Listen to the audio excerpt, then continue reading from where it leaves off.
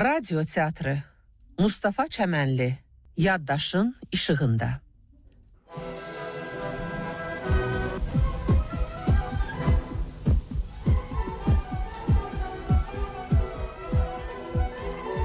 Üzeyir. Üzeyir Bey. Üzeyir Bey. Təcili kafein hazırlayın. Üzeyir Bey. Üzeyir Bey. Bəli. Necəsiz? Deyəsən, yaxşıyam. Çox şükür. Siz hələ getməmsiz, doktor. Axı sizə dedim, gedin. Mən özümü yaxşı hiss eləyirəm. Narahat olmayın, gedin. Heyecanlanmayın. Üzeyir Bey, darıxmayın. Çalışın, ancaq yaxşı şeylər haqqında düşünəsiz. Yaxşı. Yaxşı. Siz gedin, doktor. Gedin, əziyyət çəkməyin. Gedirəm Üzeyir Bey, gedirəm. Sağ olun. Sağlıqla qalın. Necədir, doktor? Allah'a şükür, təhlükə sovuşdu. İndi yaxşıdır. Yatır. Siz də yorulmuşsunuz. Gedin dincəlin. Bəs siz? Məndən nigaran qalmayın. Elə burada gözümün acısını alacağım.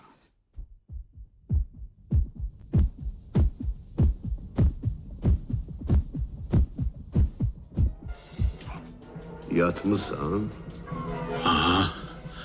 Sən? Bəli, mənəm. Tanımadınız? Tanıdım. Nə əcəb gecənin bu vaxtı. Gəldim ki, sənə bəzi şeyləri xatırladım. Nəyi?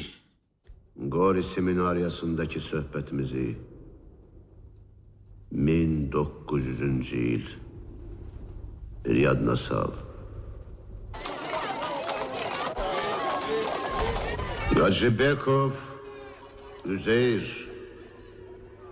Bəli, cənab müəllim. Seminariyanın müdiriyyəti sizə töhmət vermişdir. Nə səbəbə, cənab müəllim? Tatar dilində danışdığınız üçün. Nə? Bəlkə Azərbaycan dili demək istəyirsiniz, cənab müəllim. Mənimlə söz güləşdirmə. Bilmirik səninlə nə edək. Tərcüməçilik eləyirsən, şairlik eləyirsən, daha bilmirəm nə eləyirsən. Bağışlanmaz günahlardır. Axı nə üçün, cənab? Ağlını başına yığ, otur. Biz sənin xeyrinə çalışırıq. İndi isə cənab studentlər, dərsimizi davam edək. Bugün mən gələcəkdə nə iş görəcəyəm mövzusunda inşa yazacaqsınız.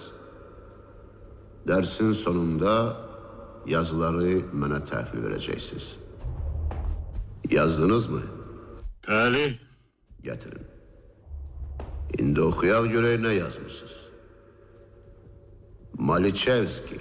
Aha. Əmirov. Teregolov. Nebiridze. Aha. Elgadari. Magamayev. Qacibekov, Üzeyir. Bu nədir yazmışsın? Ürəyimdən keçənləri yazmışam, cənab müəllim. Bütün səmimiyyətimlə. Budur mu ürəyindən keçən? Bəli. Mən məktəbimiz üçün ana dilində tədris olmaqdan ötürü dərs kitabları tərtib eləyəcəyəm. Hesab, coğrafiya, elmlərini öz dilimizə tərcümə eləyəcəyəm. Bunun nəyi pisdir ki, cənab müəllim? Mən elə bu cür avam arzularına görə sənə bəri başdan 2 yazıram, student Qacibekov. Gedə bilərsiniz.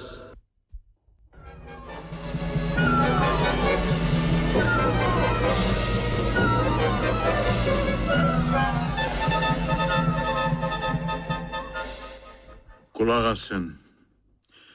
İndi söz mənimdir.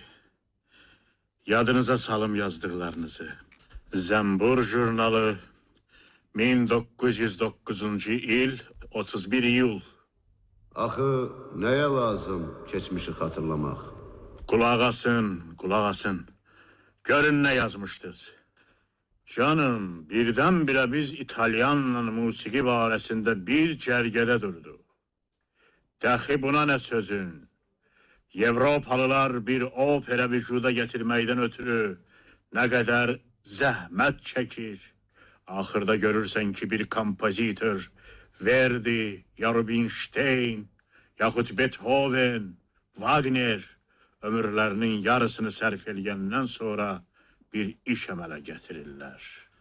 Amma biz müsəlman tayfası nə zəhmət çəkirik, nə elm oxuyuruq, elə öz başına kompozitorluğa nail ola bilirik. O zaman tək mən belə fikirləşmirdim.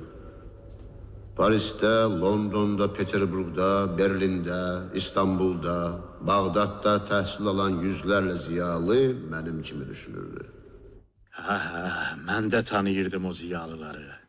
Rıza bəyləri, Həsənqulu bəyləri, Mərcan bəyləri, Həsən bəyləri. Hərəniz xalqı bir tərəfə çəkirdiniz. Kiminiz Avropaya doğru dartırdı, kiminiz qərbə. Amma heç biriniz oturub fikirləşmirdiniz ki, axı mənim də öz böyük mədəniyyətim var. Şərq muğamlarından, aşıq havalarından, Dədə Qorquddan, Nizamidən, Məhsətidən, Vaqifdən, Füzulidən başlayan mədəniyyətim. İndi özündür. Nəyə görə mən başqa xalqlara dilənçi tək əl açmalıydım? Nə üçün öz qədim mədəniyyətimi ayaqlar altında tapdalamalıydım? Qulaq as. Qulaq as qəzəllərində musiqi çırpınan Füzulinin sözlərinə. Gör belə şairi olan da özgəyə əl açarmı?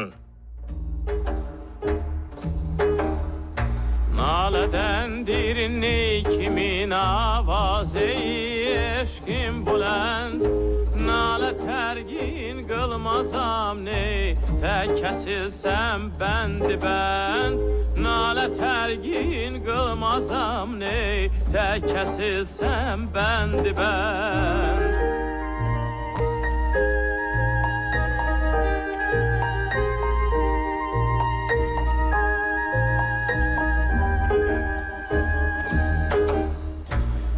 Mədət ey bəxti yoxsa kamidil mümkün deyil. Boyla kim ol dilruba bir dərddir mən dərdimənd. Boyla kim ol dilruba bir dərddir mən dərdimənd. Dərdimənd, dərdimənd, dərdimənd, dərdimənd, dərdimənd, dərdiməndə.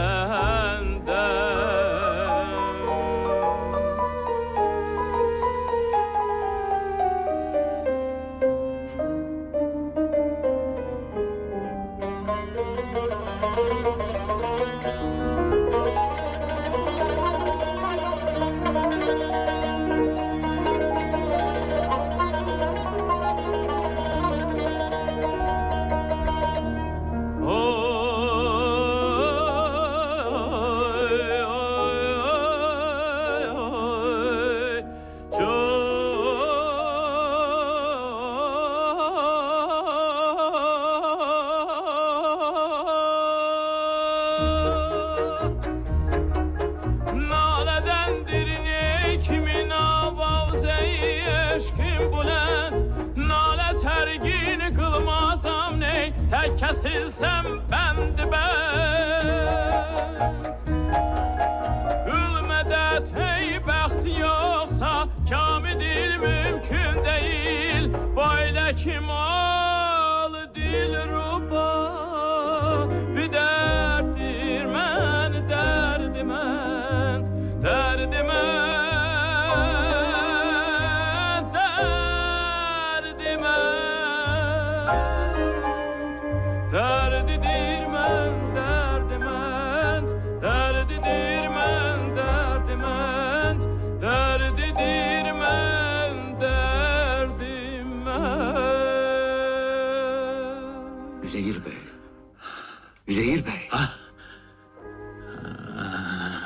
Yatmırsınız.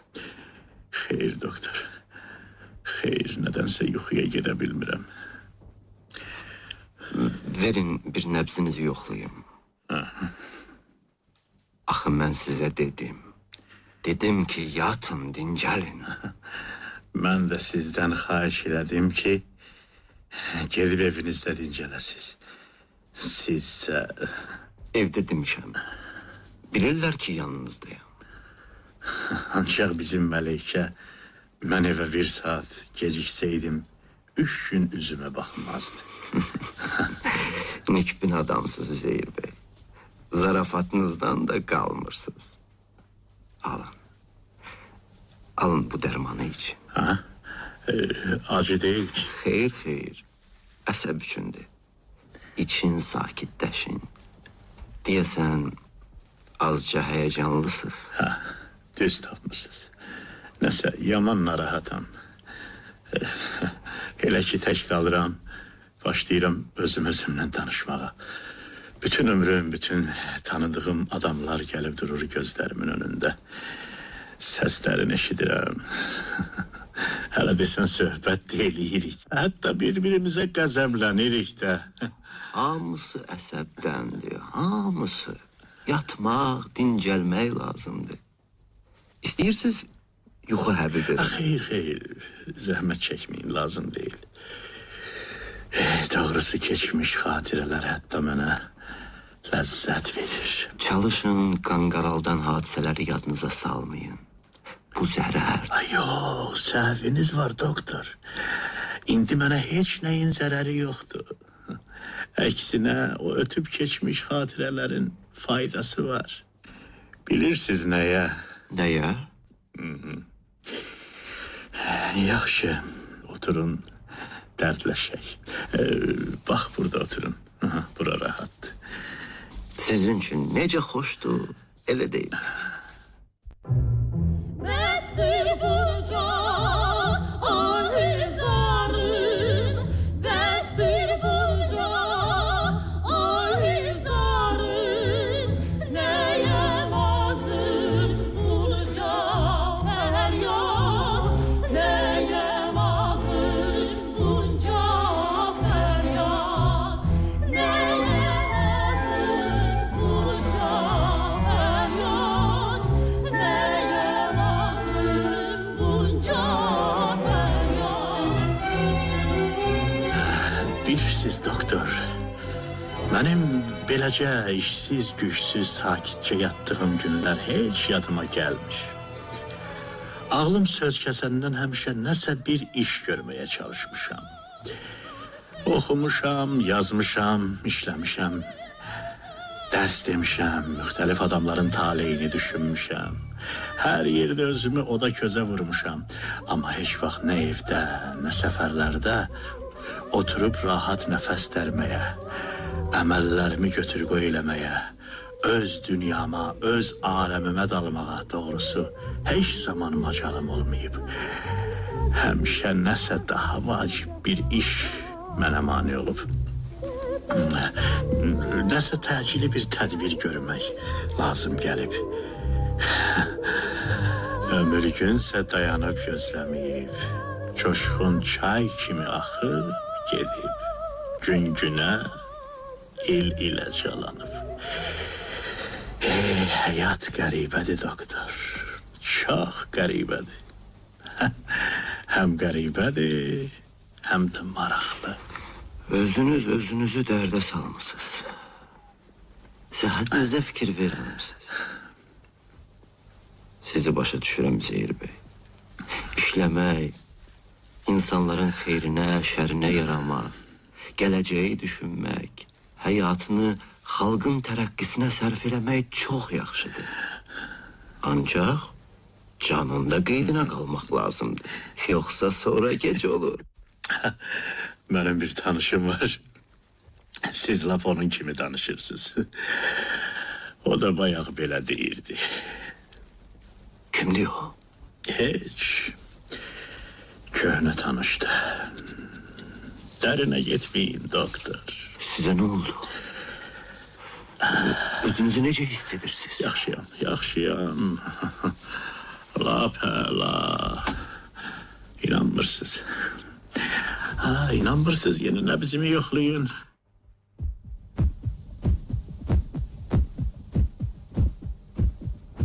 Görürsünüz. Lap saat teki işleyir. Vallahi Üzeyir Bey, herden ele sözler deyirsiz. Ele sözler deyirsiz. Bilmirəm, zarafatdı ya gerçek. Rəhmətli Müslümlə bu barədə tez danışardıq. Müslüm. Müslüm ayrı aləmdir. Heç bilmirəm hansını deyim. Tez ya bizdə ya da onlarda yığışardıq. Əyləşərdi piyanonun arxasında, başlardı çalmağa. Elə gözəl çalardı ki. Yok, siz de çok güzel çalırsınız Üzeyir Bey. Adam kulak astıkça doymur, elə bil, sehirlenir. Meyliniz çəkirsə durum çalım. Allah'a şükür mən burada. Royal Yok. İndi olmaz. Sağalın sonra. Siz bir müddət çalmağı, musiki bəstələməyi heç ağlınıza belə gətirməyin. Hələlik səhhətinizin qayğısına qalmalıyıq, səhhətinizin... Yaxşı, siz deyən olsun. Ey doktor, musiki bütün xəstəliklərin dərmanıdır. Ən sehirkar qüvvədir.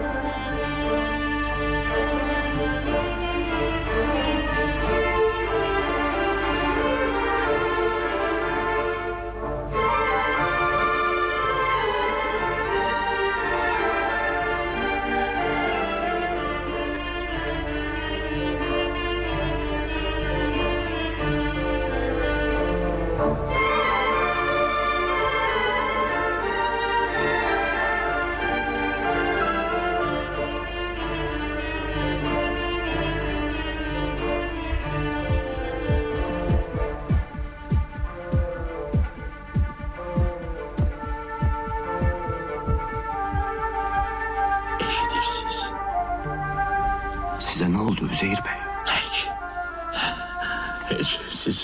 Siz narahat olmayın. Ben de özümü itirmişim. Doktor diyesen axı siz bəstəkarların, şairlərin, rəssamların həyatından heç nə oxumursunuz. Necə bəyəm? Oxusaydınız heyrətlənməzdiniz. Sənət adamları üçün belə vəziyyətlər adi bir haldır. Xalq onların yalnız əməllərinin nəticəsini görür. Axı siz deyirsiniz ki, nəsə eşidirsiniz. Bəli, düzdür. Eşidirəm. Nə? Musiki sədaları. Qorxmayın doktor, qorxmayın. Burada heç bir xəstəlik falan yoxdur. Eşitmək, dünyanı, təbiəti səslərlə görmək, duymaq, anlamaq mənim keçmiş adətimdir. Uşaq vaxtları özüm də təəccüblənirdim. Amma sonra şəbi hicrandan sonra hər şey gün kimi aydınlaşdı. Leyli və Məcnun operasındakı Şəbi Hicran xorunu mu deyirsiniz Üzeyir Bey? Xeyr, yox, səhviniz var, onu yox. Ondan çox əvvəlki Şəbi Hicranı. O Şəbi Hicran ki, məni musiqi dünyasına atdı. Ömrümü bəstəkarlıq peşəsinə bağladı. Maraqlıdır.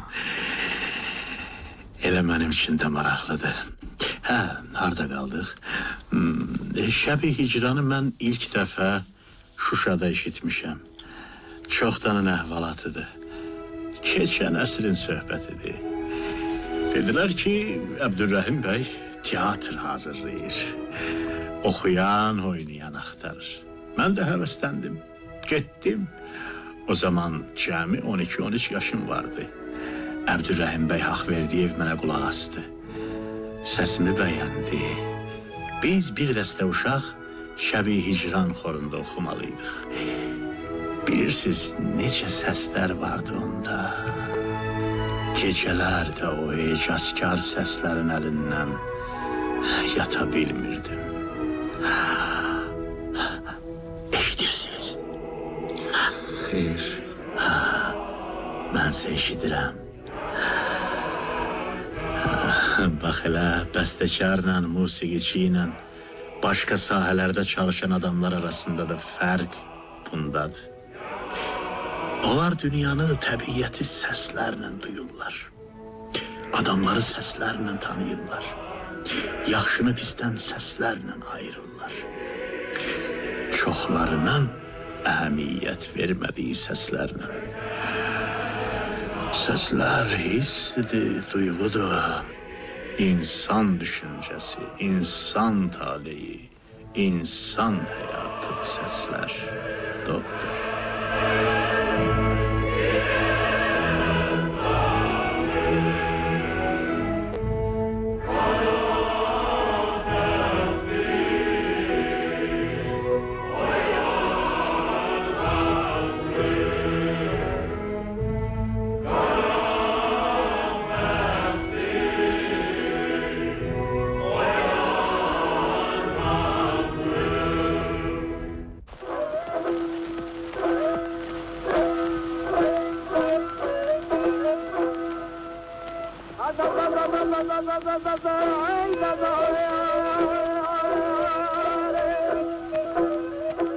Üzeyir bəy, Qulaq asın, xahiş edirəm.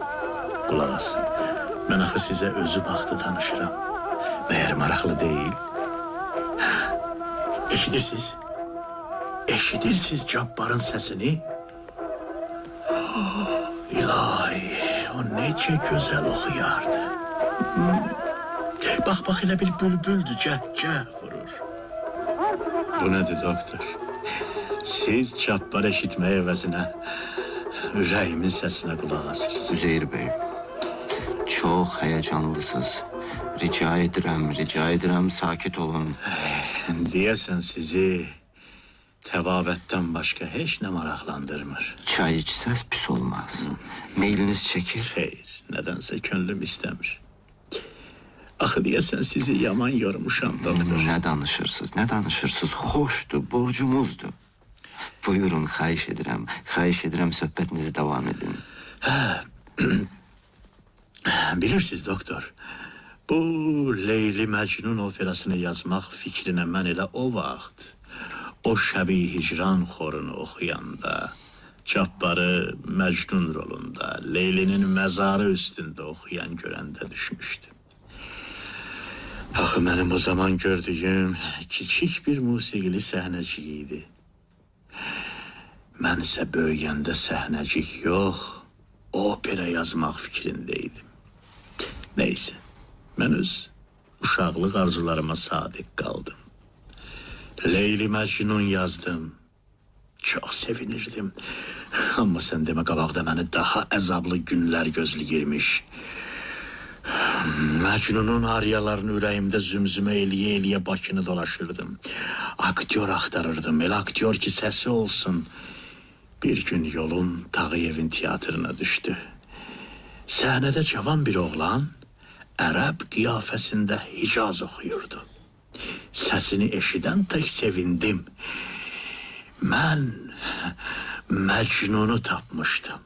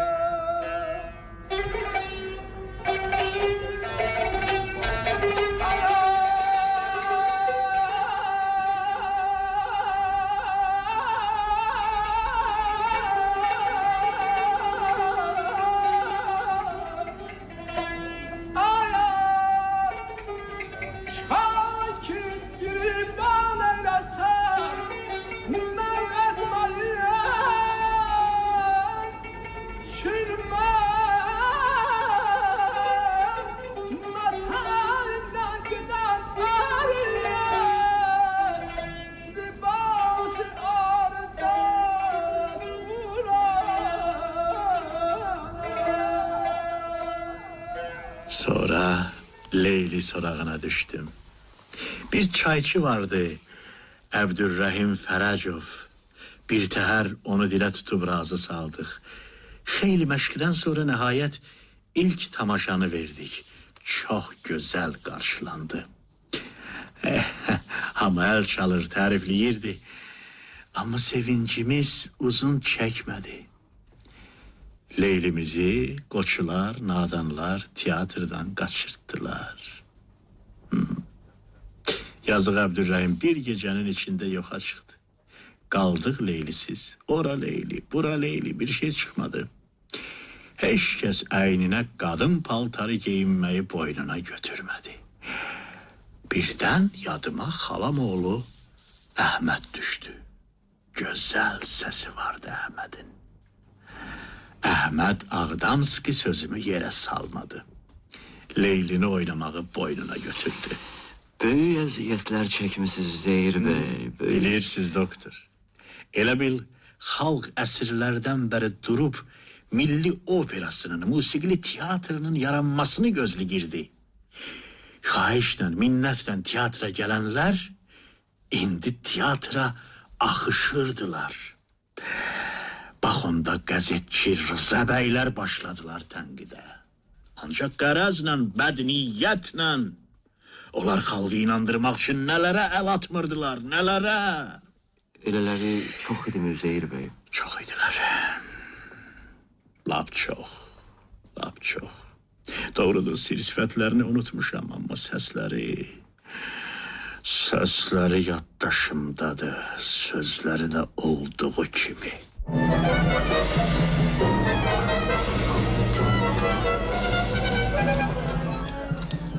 Drama və faciələr millətə bu qədər mənəvi mənfəət verirkən, cəmaatı opera və operettaya öyrətmək bir türlü bizi məmnun edəmiyor. Söz yox ki, Hacı Bəyovun əsərləri məsləy və fikri alidən xali deyildir. Lakin biz müsəlmanlarda hələlik öyle nazik baş yoxdur ki, o məsləy və ideyanı çalığı lisanında əxz eləyək. Siz yalan deyir, xalqa böhtan atırsınız. Mən böhtan atıram. Bəli, siz.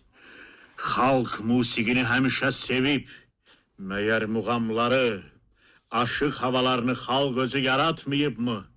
Çalıb oxumayıbmı? Mən sizin kimi 5-10 nəfərin zövqünü yox, xalqın zövqünü, adət ənənəsini əziz tuturam. Onun musiqisindən, zəngin ədəbiyyatından, mədəniyyətindən bəhrələnirəm. Əgər sizin kimilər ortaya düşüb ara qarışdırmasaydı, adamların beynini öz mənfur ideologiyaları ilə zəhərləməsəydi, bir kimsə Fərəcovları qorxutmazdı. Milli teatrımıza, milli mədəniyyətimizin inkişafına daş atmazdı. Məyər söylədiklərim həqiqət deyil? Həqiqət nisbi anlayışdır. Həqiqətin əsl mahiyyəti zamandan, məkandan asılıdır. Əsrin əvvəllərini yada sal. Xalqın əksəriyyəti avam, savadsız, dünya mədəniyyətindən xəbərsiz idi. Bir ovuc yaxşı təhsil görmüş ziyalımız vardı. Onların da hərəsinin ağzından bir avaz gəlirdi. Sizin kimi varlı karlı cavanlarsa ya Paris'te, ya İsveç'te, ya da İtalya şəhərlərində keyf məclisləri verirdi. Milyon manatlar xərcləyirdi. Fəhlənin, kəndlinin qanından tökülmüş qızılları Avropa gözəllərinin ayaqları altına səpirdi. Bizsə 5-10 adam burada, Bakıda məktəb açırdıq. 1001 əzəbəziyyətlə tamaşa hazırlayırdıq. Sözlə, söhbətlə, yazdığımız əsərlərlə xalqımızın gözünü açmağa çalışırdıq. Hələ üstəlik sizin kimi harınlardan da töhmət yiyirdik.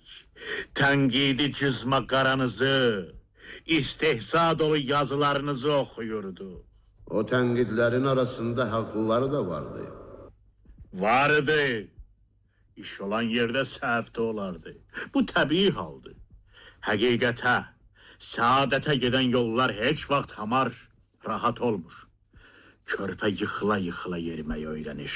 Məhz siz bu adi həyat həqiqətini unudurdunuz. Nə özünüz bir iş görürdünüz, nə də bizə imkan yaradırdınız.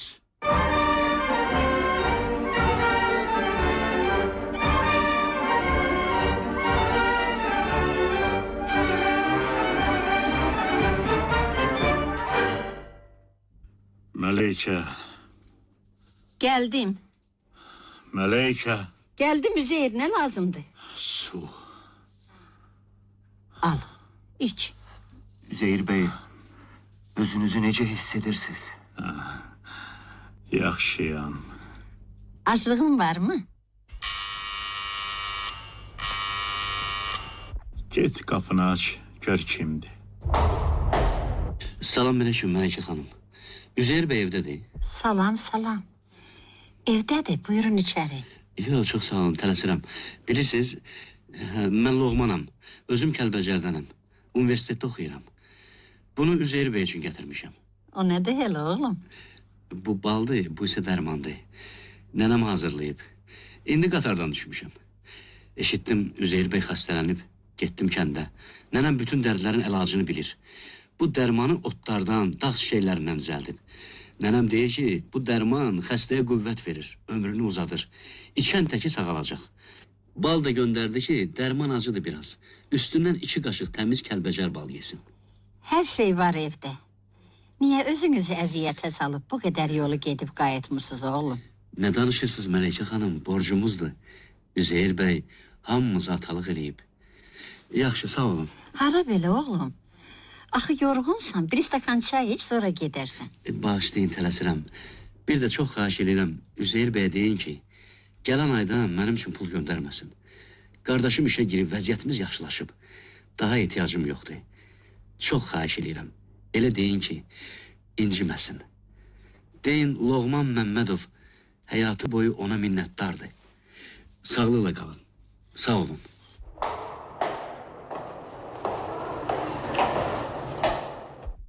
Gələn kim idi? Tələbə idi. Loğman Məmmədov. Nənəsi Kəlbəcərdən sənin üçün dərman göndərib. Aha, gətir bir ona baxım. Bu nədir Üzeyir Bey? Yoxsa məndən narazısınız, Türkiyə çağrıya el atırsınız? Bir baxın. Baxın doktor. Bəh. Gör nə qəşəng ətri gəlir. Üzeyir Dağ Bey. çiçəklərinin ətridir. Üzeyir Bey ne edirsiniz? Olmaz axı. Əvvəlcə bir mən baxım sonra. Nəyinə baxacaqsan ay doktor? Yaxşı yadında saxla. Xalq həkimlərinin otlardan, çiçəklərdən çəkdikləri məlhəmlər istənilən dava dərmandan, iynədən daha xeyirlidir. Çünki təbiidir, təmizdir. Yox. Hər halda yoxlamaq lazımdır. Həkimlər.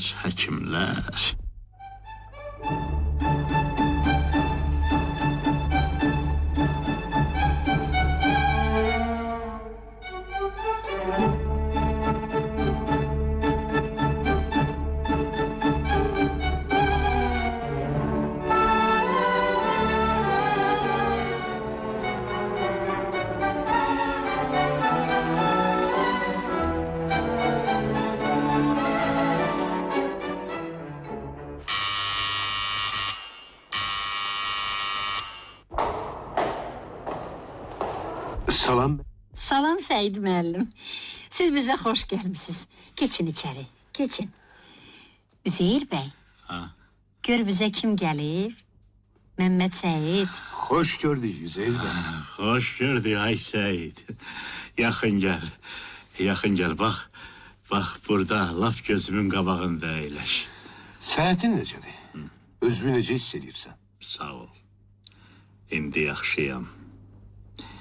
Doktor, bizim hörmətli ədibimizlə tanışsınız. Xeyr, indi sayənizdə tanış olarıq. Aləmə səs salan qılınc qələm müəllifi Məmməd Səid Ordubadidir. O həm də mənim Koroğlu operamın libretto müəlliflərindən biridir. Daha doğrusu Koroğlu'nun librettosunu nəzmə çəkmişəm. Məyər az işdir? Üzeyir Bey, mənim xatirələrim lap təzələndi. Bilirsiniz doktor, biz Üzeyir'le Koroğlu'dan evvel Demirçi Gave piyesi esasında opera yazmak istiyirdik. Ama bir gün Üzeyir fikrini değişti. Dedi Seyit, gel Koroğlu hakkında yazak. Çünkü o halkımızın ölmez kahramanıdır. Elə de elədik. Üzeyir Bey, ömrüme günüme yazılsın o günler. Üzüme demirəm, seninle işlemek benim için saadet idi. Seyid, çox tərifləmə, yoxsa yuxum qaçar. Axı burada ne var ki? Olanı deyirəm də. Doktor, həqiqətən Üzeyir Bey məni tez-tez heyrətləndirir. Sizi heyrətləndirən neydi elə Seyid müəllim?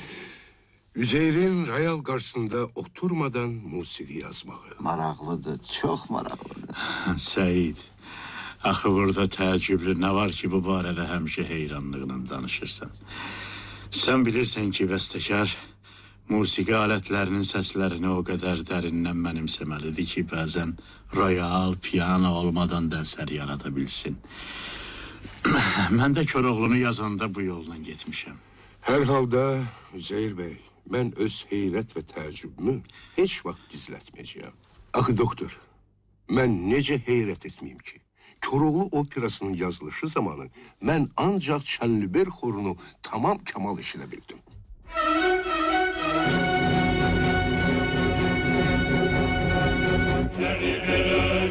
Her yeri bökken bökken, kuş geçebilmez bu sengerlerin üstünden.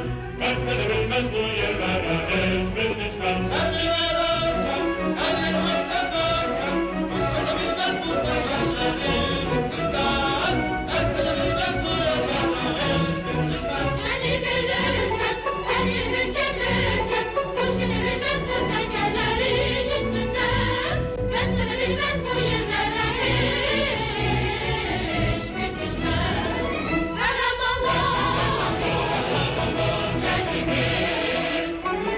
basılmaz bir,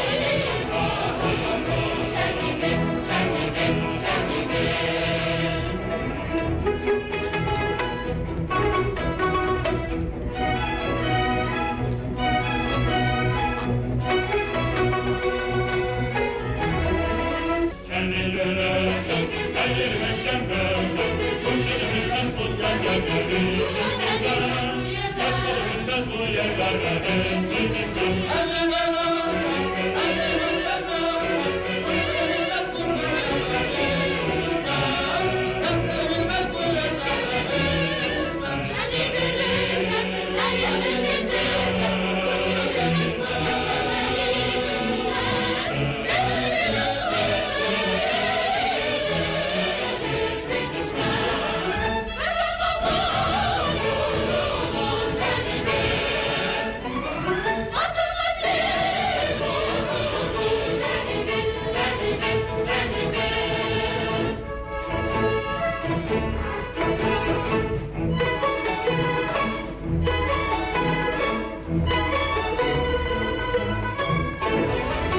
Seyid müəllim, yəqin Üzeyir Bey üçün də maraqlı olar. Siz onun əsərlərindən hansını şah əsəri hesab edirsiniz? Belki bu sualınıza Üzeyir Bey özü cevap versin. Ha? Yox, yox, bu olmadı Seyid. Sualın cevabını özün ver. Mənim üçün yazdıqlarımın hamısı əzizdir. Ay doktor, məni də çətinə saldınız. Onu diyeyim ki, her sənətkarın bir şah əsəri olur. Ancaq Üzeyir Bey'in şah əsəri üçdür. Koroğlu, Arşın Malalan, o olmasın, bu olsun. Üçü de birbirinden güzel, birbirinden beşer. Tamamilə doğrudur Seyid müəllim, tamamilə. Doktor, daha geçti. Ben gedim. Salamat kalın Üzeyir Bey. Yaxşı yol, Seyid, yaxşı yol. Doktor, siz də gedin dincəlin. Gecəniz xeyrə qalsın. Xeyrə qarşı. Hələlik, sabaha qədər. Sağ olun. Sağ olun.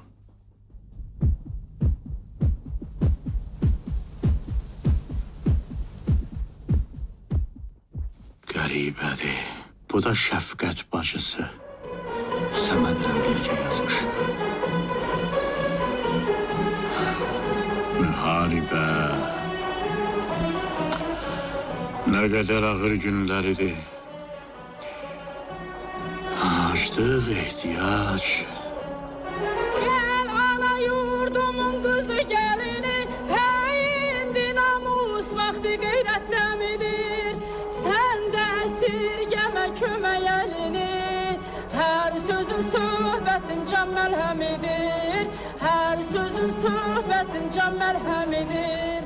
Adın şereflidir senin ey kadın, dahiler anası çağırır adın, dahiler anası çağırır adın. Adın şereflidir senin ey kadın, dahiler anası çağırır adın, dahiler anası çağırır adın.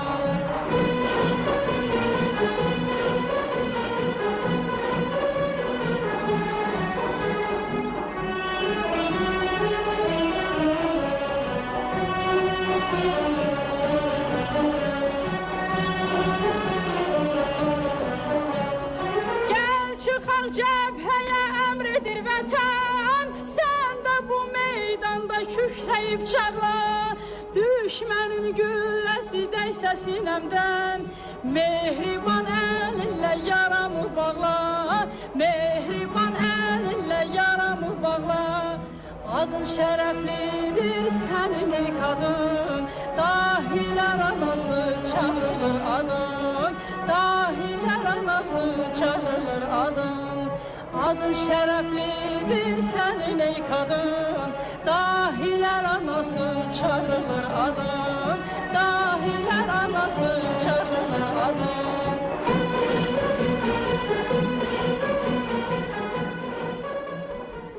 Axşamın xeyir Məleykə. Hər vaxtın xeyir Üzeyir. Yaman acmışam. Üzeyir, mən ki sənə gündə bir böyük bağlama yemək qoyuram. Bəs niyə belə ac qalırsan? Tələbələrimi qonaq eləyirəm. Onların solğun bənizinə, qəmli gözlərinə baxa bilmirəm Məleykə.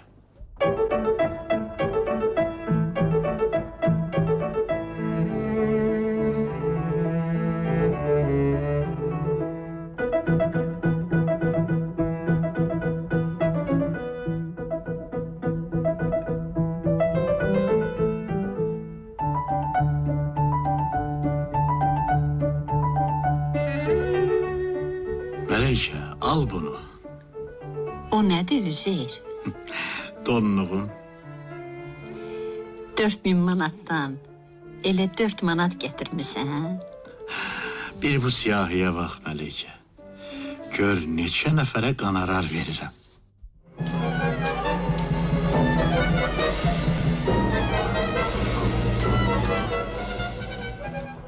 Doğrudanmı siz belə fikirdəsiz ki, pul, pal-paltar verdiyiniz, el tuttuğunuz kasıb-küsublar sizi tez-tez yad edəcəklər? Yaxud oxutturduğunuz, ata kimi arxalarında durduğunuz tələbələriniz qulluğunuzda müntəzir dayanacaqlar. Adamlara yaxşılıq yoxdur. İstənilən yaşlığın sonu pisliyidir. Lap 5 parmağını bal elə, ver onlara. Heç kəs sənin qədir qiymətini bilməyəcəkdir. Yalandır. Sənin yaxşılıq, xeyirxahlıq haqqında təsəvvürün yanlışdır. Yaxşılıqdan əvəz gözlənilməməlidir. Dünyaya gələn hər kəs əlindən gələn insanların rifahı, saadəti üçün eləməlidir. Hətta xalqın tərəqqisi, gələcəyi yolunda canından belə keçməlidir. Bəs əvəzi? Əvəz. Sizin kimilər həmişə əvəz, fayda, gəlir dalınca qaçıblar. Nə üçün? Nədən ötürü? Dövlət üçün, şöhrət üçün, hakimiyyət üçün. Sizin kimilərdir insanları böyük xeyirxah işlərdən çəkindirən, onların ürəyinə şübhə toxumu səpən. Siz bütün gözəl, nurlu əməlləri pisliyə, qaranlığa yozan, cürbəcür şayələr buraxan, böhtanlar atan, cəmaatın gözündə yaxşını pis kimi qələmə verən, gedin, Artıq sizin səsinizə yaddaşımda yer yoxdur. Siz bilməlisiniz ki, Azərbaycan xalqının zəngin, geniş musiqi incəsənəti qədim bir tarixə malikdir. Xalq əsrlər boyu incəsənətin gözəl ənənələrini yaradıb, yaşadıb. Azərbaycanlılar lap qədim vaxtlardan musiqiyə qabil bir xalq kimi şöhrət qazanıb. Hələ qədimdə Azərbaycan şairlərinin lirik şeirləri, müğənnilərinin füsunkar mahnıları, ifaçılarının yüksək sənətkarlığı, Xəzərin qumlu sahillərindən Qaradənizin sahil qayalarına dək, Türkistanın qızmar səhralarından başı qarlı Elbrus dağlarına dək geniş yayılıb. Bugünsə bizim musiqimiz dünyanı dolaşır. Hər sabah üzümüzə daha böyük müjdələrlə açılır. Mən belə bir xalqa, belə bir xalqın mədəniyyətinə, incəsənətinə, musiqisinə arxalanıram. Belə bir xalqın oğlu olduğum üçün fəxr eləyirəm.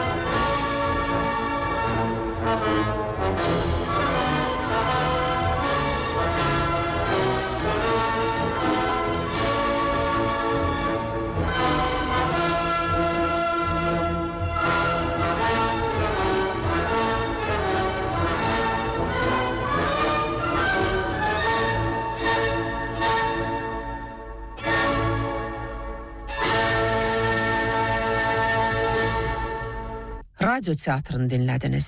Mustafa Çəmənli, Yaddaşın işığında. İştirak edirdilər Səməndər Rızayev, Fuad Poladov, Hamlet Xanızadə, Amalia Pənahova, Səidə Quliyeva, Məhbubə Məlikova, Əlabbas Qədirov, Nurəddin Quliyev, Allahverdi Yolçuyev. Tamaşanın rejissoru İsmail Xudaverdiyevdir. Əsər 1985-ci ildə lentə alınıb.